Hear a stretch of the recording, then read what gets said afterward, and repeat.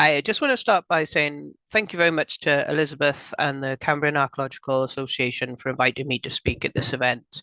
Today, I'm going to share just one element of my ongoing PhD research, the use of folklore and tradition to give insights into the pre-Roman mortuary record. So welcome to my talk, Seized by the Little Men Who Had Been Burnt.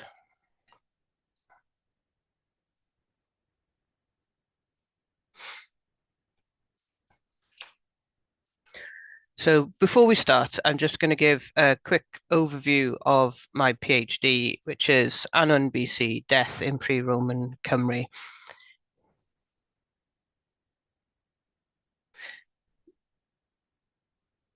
My PhD takes a very long view of mortuary practice in the pre-Roman period, and it begins with the earliest human remains found, those of Neanderthals in Pont Newydd Cave, and it encompasses all deposition of human remains from then until the end of the Iron Age.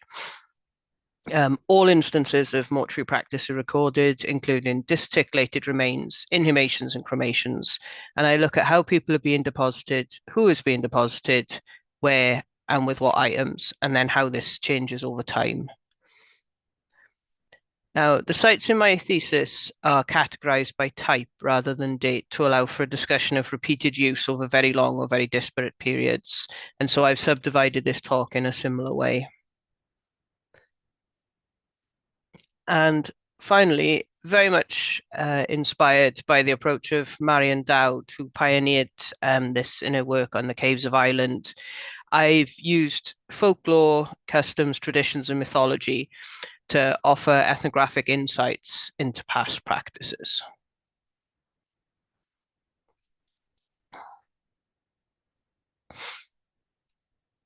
So, in the folklore of Cymru, as with neighbouring countries, much of the lore around ancient monuments centres on three elements. The consequences of doing something wrong on the Sabbath, so dancing, gambling, playing, working, and then being turned to stone for doing this.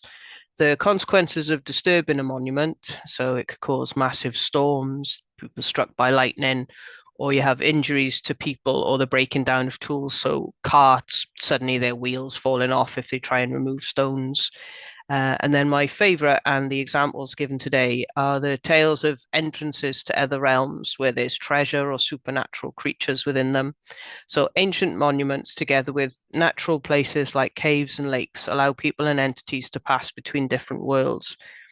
So the title of my talk, Seized by the Little Men Who Had Been Burnt, is taken from a account in Cambrian in Archaeologia Cambrensis of the excavation of Bronze Age mounds at Wheelgarn.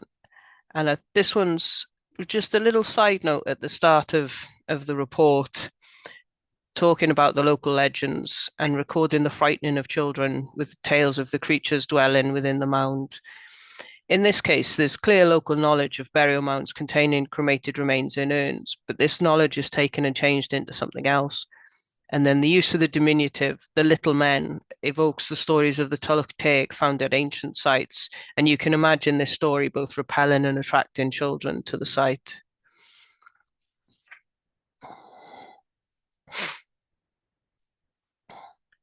Now, this is the famous Mould Cape, but as a preface to this story, when it was published in 1848 in Art Cambrensis, there was included the ghost story of a woman encountering an apparition of unusual size in a coat of gold which shone like the sun. Um, and so, with this example, the dweller within the mound is massive, and attempts are made to tie the burial to warriors or kings from the early medieval sources to give a name and identity to the spirit. The story also changes to fit this narrative. So, for example, when Abbey Thought recounts this story in 1862, he writes that the corselet lay on the chest of a gigantic skeleton. And then when it got retold in a 1918 account, it was recorded as a spectre clad in golden armor who was seen to enter the mound. The stories about the woman also change and take on quite a moral tone. So she's gone to Mole to fetch her drunken husband from a tavern, and then she passes the mound at the witching hour. And before the astonished gaze, a spectre of mammoth size appeared, crossed the road, and vanished into the mound. And then this, in some versions of this retelling, then her drunken husband never drank again following this story. There are suggestions that the folk memory of the Cape has been preserved as a ghost story, but I don't agree with this. But what I think it hints at is that there are previous discoveries of similar artifacts just right on the edge of living memory. Ellis Davis identified such an item in 1949 when he found a document in the National Library which records a gold item from the Wrexham area resembling an officer's corselet. And then the recent work of Stuart Needham on the Mould Cape has also identified fragments of a second cape were deposited along with the main item. Spirits and creatures also reside in natural places such as caves, rivers, and lakes, and they can also live within living or once living things. And the Nanai Oak is one such place. And then there's an illustration here then from a description by Colt Hoare. And this tree has a curious feature of being both alive and dead. So it's been hit by lightning and it's rotten inside, but it's still producing new growth. And then there's all sorts of stories around this. So there's one which is similar to the story of Rees and Mania at Nenquithane, where a body is hidden inside the tree. In this case, the body of Hill, who was hidden by Owen Glyndŵr following a failed assassination attempt. And it's just really interesting, the sort of juxtaposition of this tree amongst the sort of kind of beauty, I suppose, of the rest of the woodland area, that you have this kind of twisted tree that then is interpreted as being a Cambrian or the hobgoblin's tree. And though in Wales we do have quite poor bone preservation in general, but there have been human remains recovered from tree throw at Llanfaethlu. And the one thing that interested me about the Nanai site in this case is the biography of the tree. So there's the item just down in the bottom corner, which is actually carved from the tree following its final destruction. And I think it's really interesting that it continues to be of significance long after it's destroyed. And the items from the tree have retained their story, and this itself gives them a new special significance.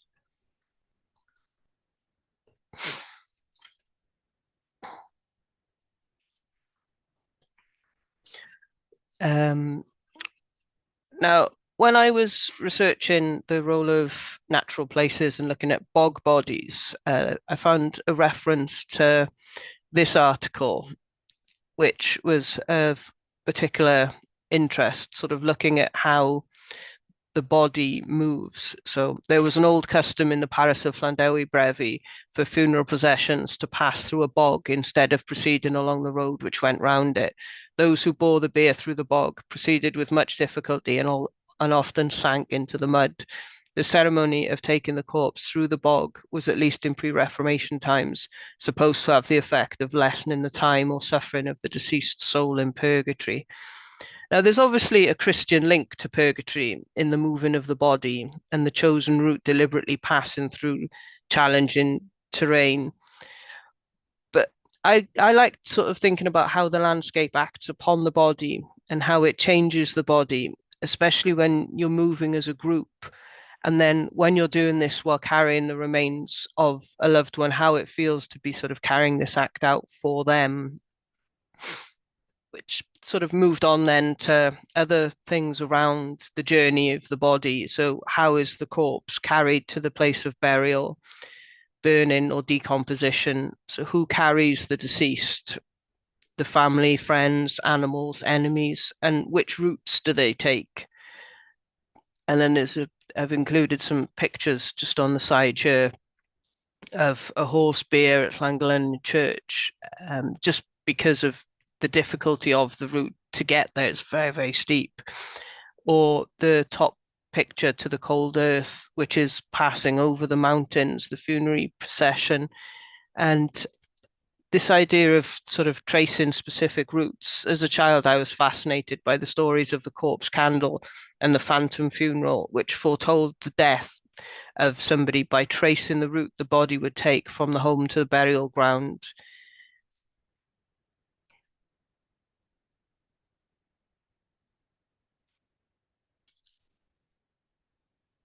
Sorry. There we are. And then there's just a close up then of the painting because there's a real sense of awe in the vastness of the surroundings and the challenges of the weather. It just sort of hinted at by you can see there's the snow on the ground and then the mist. But you can also, there's different information conveyed. So you can tell that the person who's going to be buried is unmarried because there's the use of a white rather than a black cloth to cover the coffin. And this idea of being able to sort of tell who's to be buried can also be communicated by the people carrying or lowering the coffin. And in a lot of the folk tradition, um, men generally will act as the coffin bearers, but women will act in this capacity in the case of babies and young children.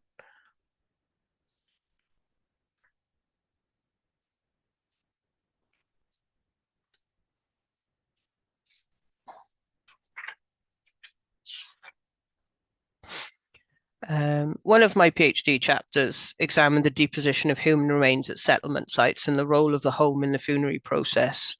So the contemporary prevalence of cremation allows for relatives to retain the body within the house following death, and ashes can be kept for extended periods of time, sometimes mixed with the ashes of other family members as they pass on. And I was sort of wondering if, in a way, this return of the dead to the home in part serves as a rite of passage which the letting go was previously filled by vigils and family friends in the home before burial, with this coming together of people around the family and the bringing and sharing of resources as a great comfort. And then there's a short passage that I've taken then from the traditions of the Gwylnos and Gwylio Corff. So the idea that the corpse is never left alone and it'll be laid out by usually the women in the family, and then somebody will stay with the body, and then there'll be a service overnight the night before. We can also, again, it's the symbolism of the choice of fabric color to communicate information about the dead. And many of the accounts of rituals around the house mention the giving and receiving of food. If the family is able to, loaves and salt could be given to the poor. And in certain accounts, this is recorded as being passed over the body, although this doesn't seem to have the same symbolism as sin eating. Some accounts also record that alms of money may be given to a poor person of the same age and sex of the deceased in exchange for them collecting flowers for the grave. There's some really interesting accounts written in the late 19th century by clergy and nonconformist ministers condemning these practices as unsanitary and stating that they don't teach the poor prudence.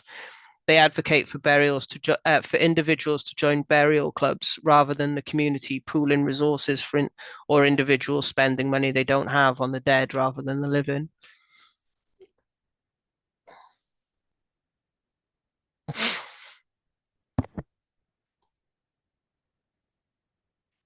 Um, so much of what originally formed the archaeological record for mortuary sites just simply doesn't survive.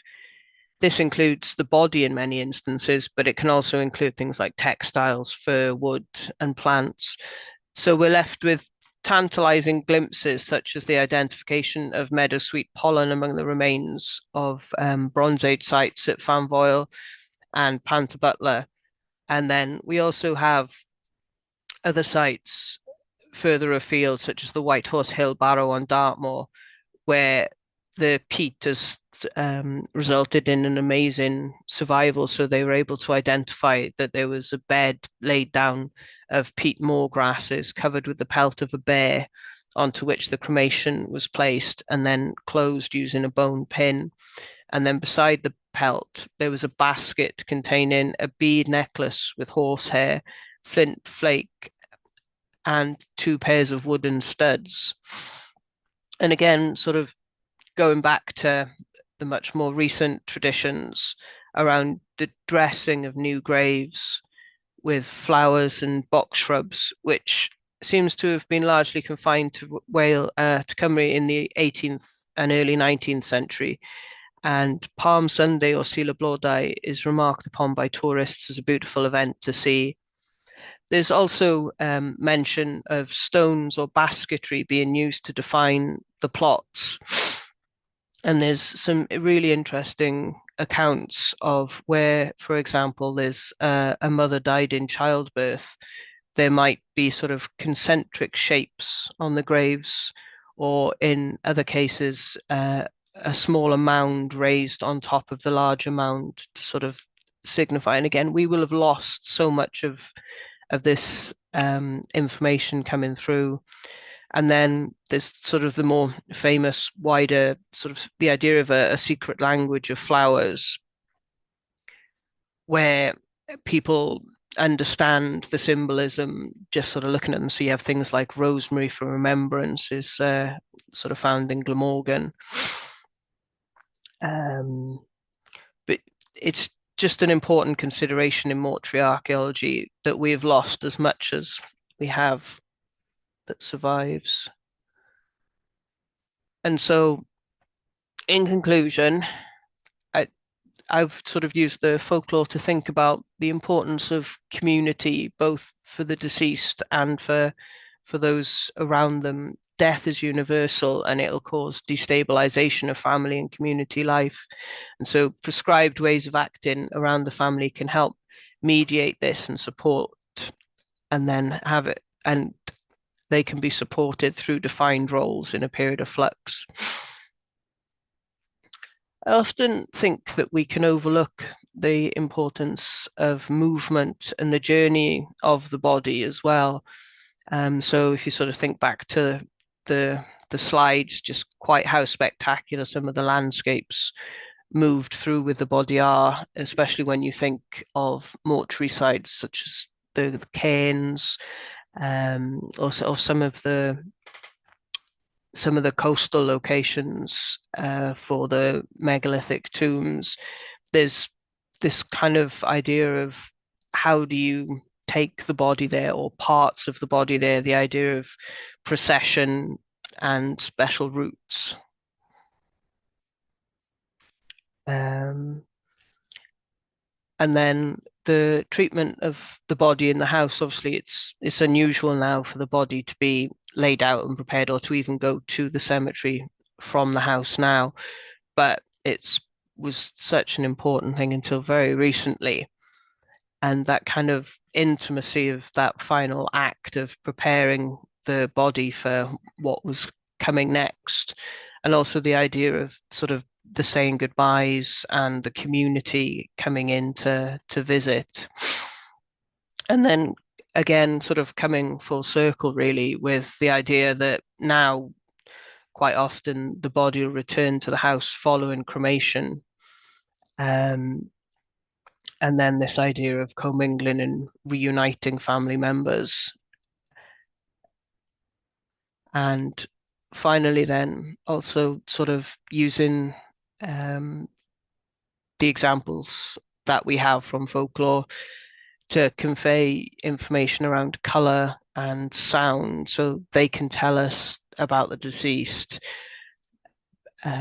But also, as well, this kind of language of display that people understand that we've now lost, and the sort of intangible remains that we don't have, but just thinking about what was there previously in the spectacles of color, bright colors, dark colors, or sound, sort of percussion, or the sounds of footsteps in recreating past ritual.